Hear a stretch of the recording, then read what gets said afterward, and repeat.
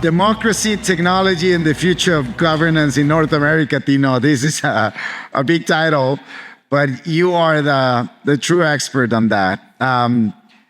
Tino, I'm going to start more with your personal background because I'm super proud. I am very proud to having here a Mexican American, born and raised in Matamoros, I think, to be one of the true leaders in the U.S. right now through the Carnegie Endowment for International Peace. So let's start a little bit with your personal background. Thank you, Enrique, and it's a great honor to be here. Y un agradecimiento muy honesto por ser un anfitrión tan excelente. So, like so many people who live in the United States, I was born in Mexico. But unlike many people who are born in the United States, I had a chance to come, who were born in Mexico, I had a chance to come to the U.S. when I was 13 years old. My parents were educators. They taught in public schools, and then they taught for some time in the Instituto Tecnológico de Matamoros. And when I was about 12, we applied to get visas, and we were very lucky to get them. I don't think that the U.S. is perfect. There are many problems which we can talk about, but I feel very lucky that there was a place for my family and me as people of Mexican origin. We moved to California. My father taught Spanish at a public school in a place called Calexico, which is right across from Mexicali. Yep. And then from there, I became a Californian, but never forgetting my days of growing up in Matamoros, where I lived in the downtown, close to both of my grandparents, on my mother's side and my father's side. And I would spend my afternoons as a kid running errands for my grandfather and my grandmother on each side, and buying coconut cookies and mangoes, and I don't know what I spent my time on, but that's what I did. Thank you so much, Tino. And now, tell us a little bit about the Carnegie Endowment for International Peace. I think we are all familiar with the Carnegie name, but probably not that much with the institution. 120 years old institution, right? Go back to 1910. Andrew Carnegie, most of you have heard of him, was the richest man in the world, in all likelihood because he had just sold this massive empire of steel production that he had assembled in Pittsburgh to J.P. Morgan. He was obsessed with two problems: education and global cooperation and peace. On the education side, he built libraries. He built 1,000 libraries. Back then, with no internet, the idea of knowledge, improving yourself, understanding the world was all about, can I go someplace and read a book and understand what's happening in the world? 900 libraries or so were built in the United States. 100 or so libraries were built all the way around the world. For peace and international cooperation, he knew that international trade, that international economic relations were critical to avoiding war. But he didn't know what to do about preventing war. He knew that there was a risk that there would be war in the world. He was fearful of what came to happen, which was World War I. So he assembled some of the best and smartest people he could find and asked them, what should I do with my money if I want to promote international cooperation, bring countries closer together? The answer he got surprised him, which was, the world needs an organization to do research and analysis to help policymakers make smart decisions and understand how to avoid war, how to build the right treaties, how to understand each other, but also to do work behind the scenes, to create the meetings with people close to governments where you set the groundwork for diplomatic breakthroughs, and then little by little you make progress. That kind of organization did not exist at the time. Today we know it as a think tank. So Carnegie became, my Carnegie, the very first think tank in America with the goal of bringing the world closer together. And the most interesting thing that happened in those 115, 120 years is that we went from being an American organization to a global organization with American roots. So today we have offices in Beirut, in Brussels, in Berlin, in Singapore, in Delhi, in California, and our headquarters is in Washington, D.C. We do work on Latin America from our Democracy and Conflict program, but we need to do even more with Latin America in the years to come. The role of think tanks nowadays, Tino, I mean, you were describing the needs 120 years ago and how Andrew Carnegie thought about creating something. What's the role of the think tanks right now in this moment, this context, this national security democracy context? Many of you in the audience have probably worked in government. If you work with government, you worked in government. So you know, when I was in the White House in the Obama administration, this is the way the world worked.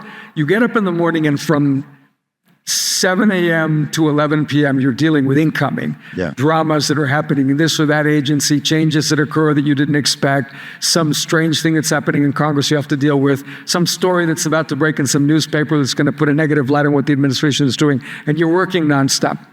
And every 3 or 4 weeks, you're asking yourself, why did I come here? What is the real goal that I have? What are the things I want my country to achieve?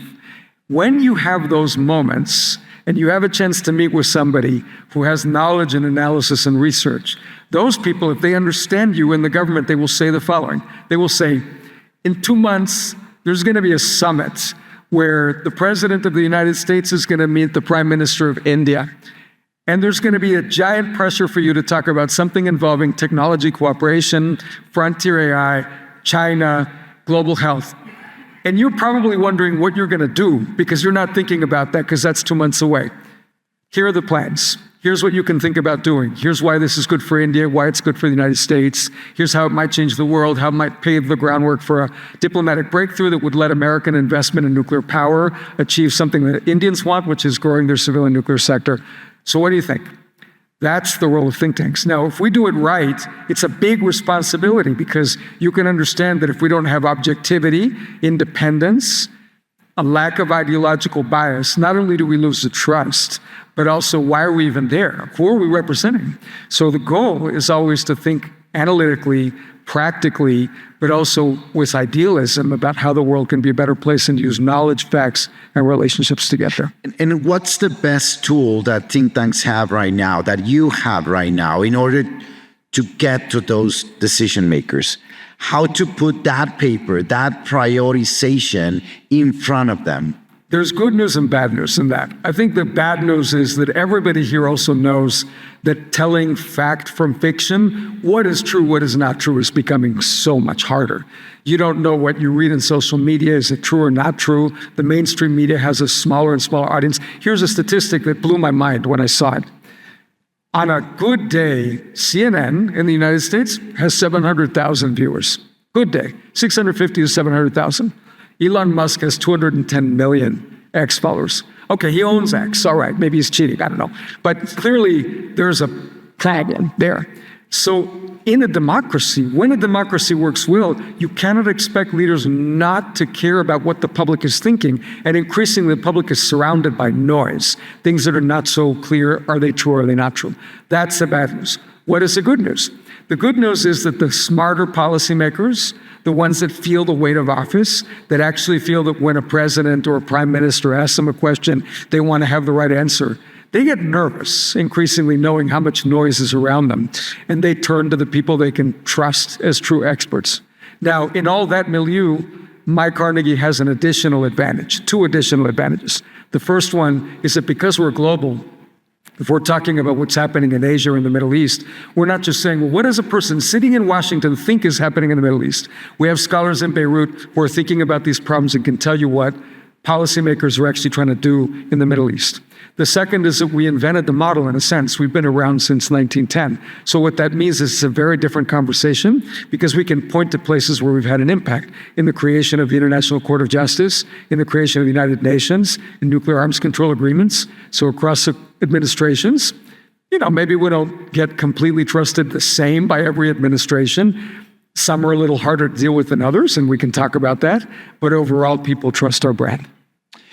Tino, you mentioned you have different offices around the world and you have that sense, and for sure you are very well informed about, let's talk a little bit about the 3 conflicts right now. Russia, Ukraine, Iran, Israel.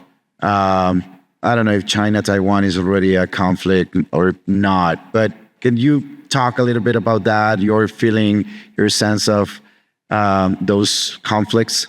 I absolutely will, but I also want to bring it back to North America because I think it's important to draw the connection between what is happening on the front lines of Ukraine, how that's affecting the European Union, what's happening in the Middle East, what's happening in Asia, and why and how that has a bearing for what we've been discussing here at the North America Forum. So let's start with Ukraine. I became president of Carnegie in October of 2021, 4 years ago, almost exactly. My wife tells me that ever since I became Carnegie president, things have gotten worse. That's sad. I appreciate that you laughed. Not everybody needs to laugh. Okay, but at the time I became Carnegie president, we had an office in Moscow that had been there for 29 years, doing research on Russia, setting the groundwork for diplomatic breakthroughs, trying to provide objective analysis in Russians to Russian language speakers. We had a debate about whether to keep that office open. Before we could resolve that debate, the Russian government decided for us. By the way, if you ever get into a problem with the Russian government, this is what they do. They said it's Thursday. By Tuesday, your office must be closed. But the office must also remain open for 2 months so you can wind down your tax affairs. So no matter what we did, we were not going to be in compliance with the law, as you could tell. But what that conflict foreshadowed is a world of great power politics that never left. We were just very optimistic after the fall of the Berlin Wall that somehow market economies, liberal democracy would become such a norm around the world that we could forget about a powerful nuclear-armed country invading another country because it simply wanted to add to its territory and had some unconvincing historical argument about why Ukraine really belonged to it. So in one respect, that reality of that conflict is a geopolitical tension and competition is a fact of life, and it is not going away. The fact that Russia recently engaged in attacks that appeared to try to shut down the Munich airport and did drone incursions into Poland and into Estonia is a clear indication that this conflict in Ukraine is not the last we've seen of a revanchist Russia. Now, the Middle East is a reminder that the tensions we see around the world are not only driven by state-to-state conflict, they're also driven by non-state actors that have every interest in the world sometimes of thwarting peaceful deals, like the one that seemed to be on track between Israel and Saudi Arabia, which would have been an incredible economic opportunity for both countries, for the US and for many other countries. But obviously, Hamas had other ideas. And here in North America, it is not a shock to talk about the fact that non-state actors can be very powerful, can be have all kinds of strategies to affect government. So ultimately, how do I bring this back to North America? I would say that right now, the world we're living in is dangerous and complicated. It is not going to be driven purely by relationships of trade and economic cooperation across all regions. But in many ways, to my mind, that makes it all the more important to think about the advantages that North America naturally has. Just North America is about 30% of the global GDP in purchasing power in nominal terms. And if you think about the incredible complementarities of these economies, what they can do in manufacturing and innovation, it's an answer to a world that is more dangerous, more complicated, and less economically integrated. I'm going to ask you later about the new generation, because I know you also trying to identify the factors of, how the new generation thinks on this. And I'm going to start with democracy. How do you see, it compared to different moments in the last 100 years, how's democracy in the ground right now in the world? I think democracy is not doing perfectly well, but there's good news and bad news. Okay. I was born in Mexico, and I can't say I grew up in a democracy. And I don't think that in the US, things look perfect either. But let's be honest and think about the good news first. North America is anchored in a democratic tradition, which is to say most voters in North America, Mexico, Canada, and the United States believe that they are owed a democratic system of government, that elections should matter. And right now, in each one of those countries, elections matter, I would say. I think it's also true of India, although India is a complicated place, and I don't think everything works perfectly there either. But I think it's fair to say that the conditions that enable democracy, freedom of expression, an opportunity for people to get politically engaged with no fear of the positions that they take, rule of law, and institutions that can be impartial in administering elections, those are under pressure all over the world.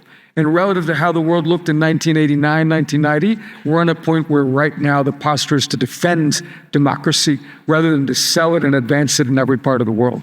Now, I'll be more specific. I would say in particular, what concerns me is that in many, many countries around the world, judges are under threat and election administrators are under threat. So it's very important to realize both the sources of strength for democracy, but also the ways in which trust is eroded, polarizations become more severe, and threats against public officials become more common.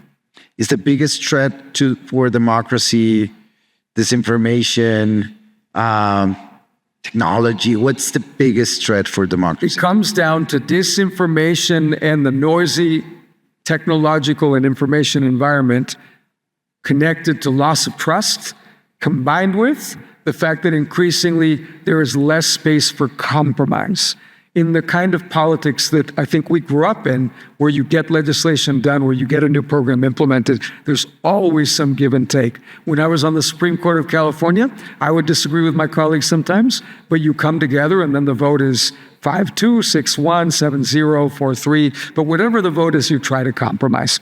I think the combination of disinformation and technology and polarization has made the hard work of preserving the center, which, by the way, is not disconnected from international trade, from impartial institutions, from good economic policies, has made it a lot harder in any country in the world. Can we talk a little bit about, in that sense, about the youth and how they are taking this information, how they are creating their own values of it, or if they're preserving the family values on democracy? Yeah, so if we were going to go back in time and think about when we were kids, if somebody told us, when you're an adult someday, you will carry around a supercomputer and it will be in your pocket, or even more, it will be on your wrist, telling you about how your body is doing and whether you feel stressed or not. And from that little Dick Tracy thing, you can contact anyone in the world and you can play movies.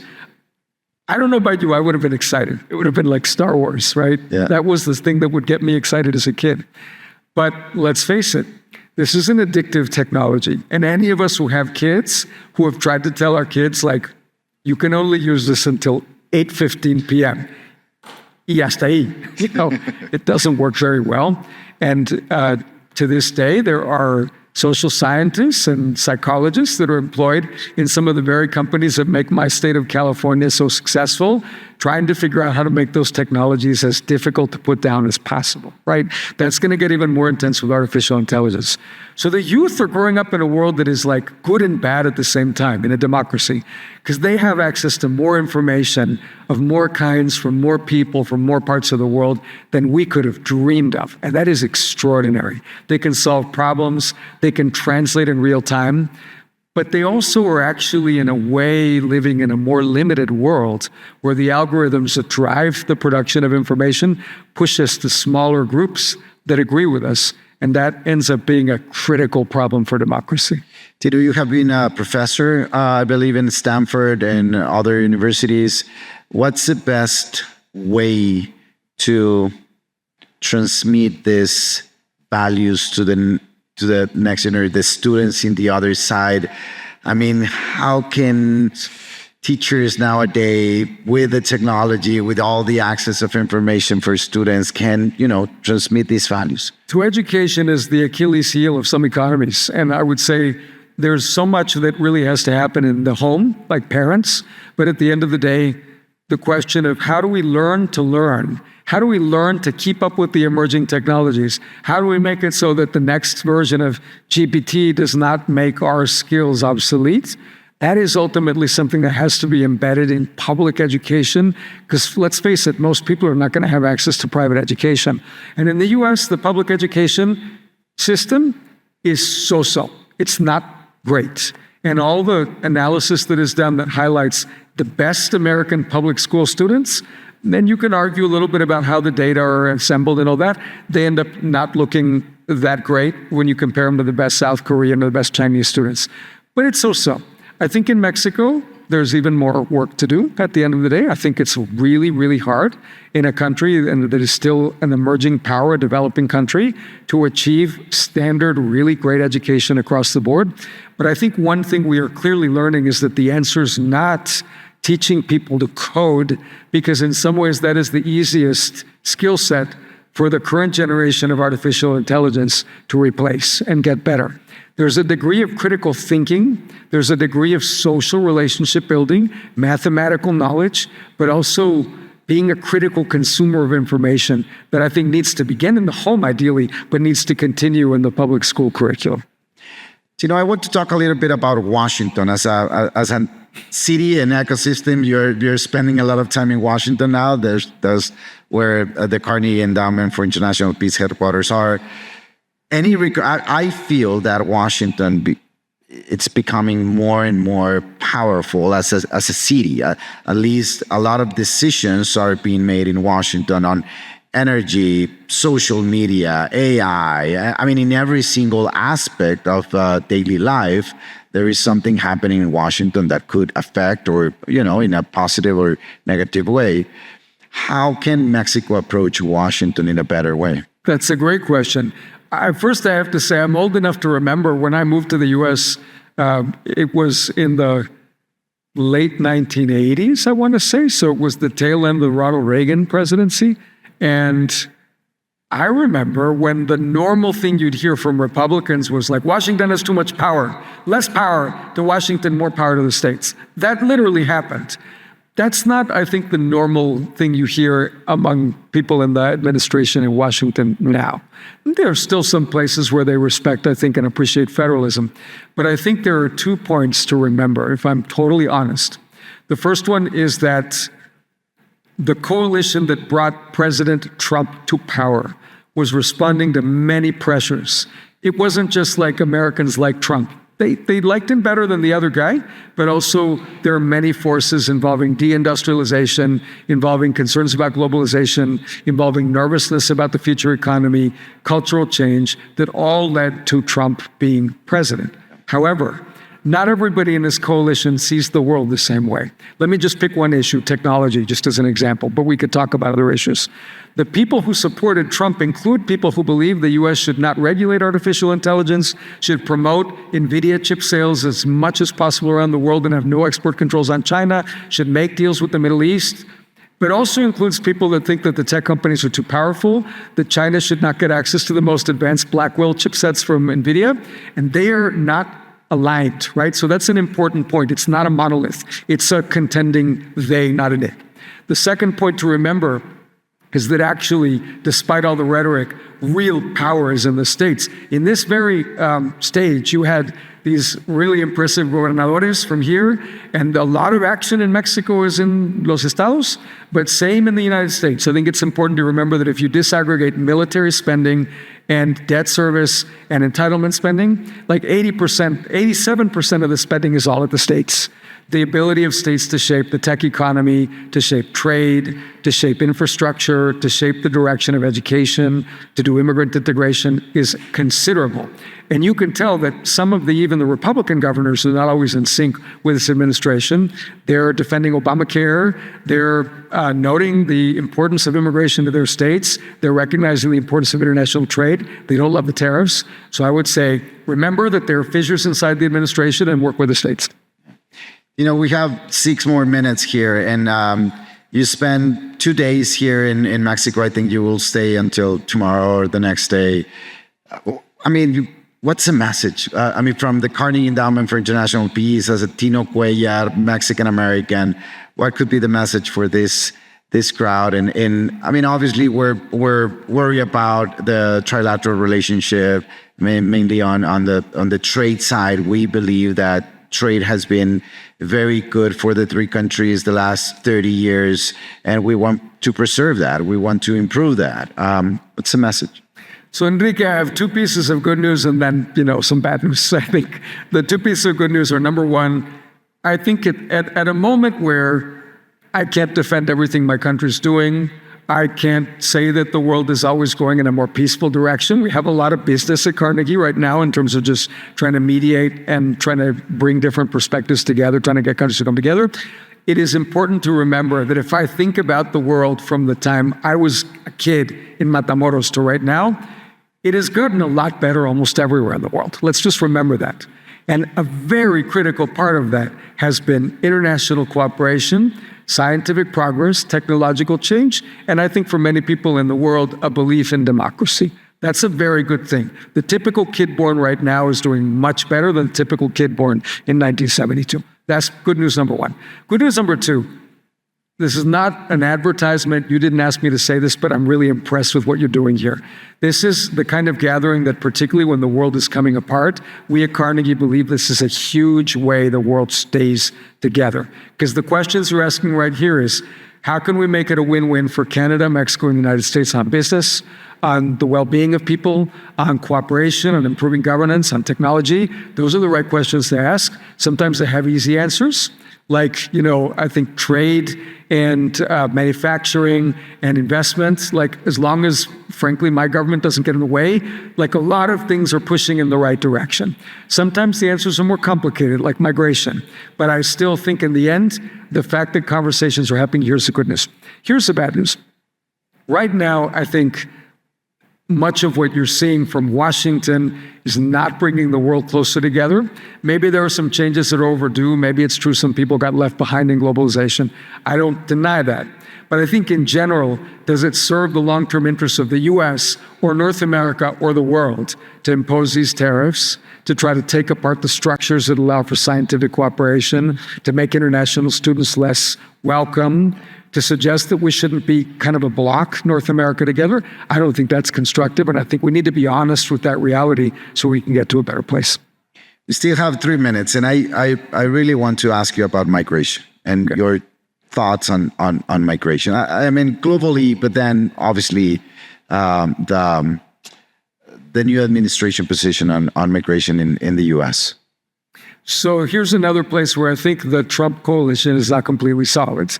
You will definitely find many, many people close to the president that remember how he came down from that escalator and gave that speech in 2016. And he talked about Mexico and he talked about Mexican immigrants. And that is in some ways his signature issue. But there are others who believe him when he says that he wants to make the United States the most dynamic economy in the world, and he wants to double down on what makes it strong. Any of us who actually look at the numbers and understand the history know that the way the U.S. has gotten to be as innovative and dynamic as it is because it is globally integrated and connected. And by the way, that was not just true because the U.S. believed in freer markets or wanted to do good things for people. We had a Cold War, and when there was the height of that conflict with the Soviet Union, the U.S. was busy propping up economies around the world with asymmetrical trade in some cases, believing in migration, trying to make sure it was clear that if you were from Africa or Latin America or Europe or the Middle East, you had a shot at coming to the United States and making good life. We are now embroiled in a very delicate and difficult moment, and to my mind, cooler heads will probably eventually prevail in the United States.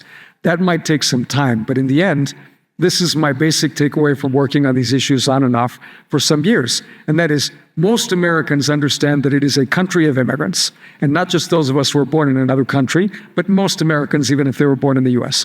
Second, most Americans believe that flows are better when they're controlled and when there's respect for the law. So there's a need to cooperate, and I cite the Los Angeles Declaration, and to make sure the border is relatively controlled. Number three, if there is some control on the border, most Americans will want the immigration system to be fair and perhaps even generous. And in the end, they'll realize that's the best thing for their kids over time. Mexican Americans, Tino, I think for many years, there was a disconnection between Mexico and Mexican Americans. I think there's still a big disconnection. I mean, we met only a year ago. There are many here, Mexican Americans living in the U.S., probably second, third generation, that really wants to reconnect with Mexico. Maybe because business, maybe because family, maybe because the World Cup next year, because many reasons. But how can we really connect those two worlds? I mean, for Mexico to have 35, 36 million of Mexican Americans, either born in Mexico and now in the US, or second and third generation, and we haven't been able to leverage that connection. I think it comes down to personal relationships first and foremost. All of us, just about all of us who are Mexican American living in the US, we have family, we have friends who are in Mexico, and we want to be part of a larger conversation.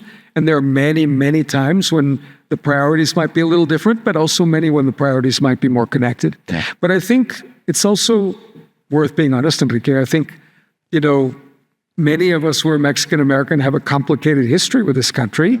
Our families were not always perfectly happy in Mexico. And times change, and there's a good opportunity to come together. But I think it's also important to recognize that the trajectory of experiences that led many Mexicans to stay here and many of our families to go to the U.S. diverged in some ways. So there's almost like a mutual understanding, discovering a shared history, but also understanding that it's different. We need a reconciliation there at some point. Muy bien dicho. We met, Tino, through Alejandro Ramirez. He's member of the board of Carnegie Endowment for International Peace. And Alejandro was also the co-chair of this event 2 years ago, an amazing mentor to me. So thank you so much for that. We have a small present for you here. It's a bochol. 15 years that the Museum of Popular Art here, el Museo de Arte Popular in Mexico, created this piece. There is one in the large scale, but we want you to have this in your office in the Carnegie Endowment in Washington. Muchísimas gracias. Estaré en un lugar de honor. And I have to say, this looks a lot like the car we drove to the United States. Yeah, oh, really? Thank you so much, Tino Cuéllar. Gracias.